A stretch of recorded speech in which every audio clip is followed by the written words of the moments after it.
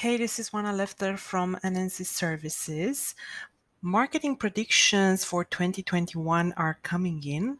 One of my favorite sources for this is HubSpot. HubSpot's blog in particular has some good start of the year blog posts about what trends are coming out this year. And there is this one that gathers feedback and advice from 21 experts.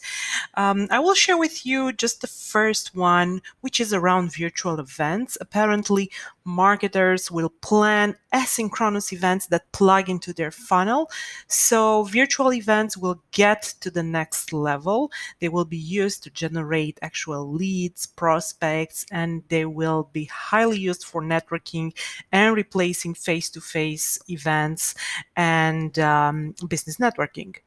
Now, if you want to learn more about what to do with your B2B prospecting this year, you may want to take a look at our B2B Prospecting Academy course. This is coming up in February. On February the 9th. It's brought to you by my colleague Loredana. Check it out and make sure you book your seat now.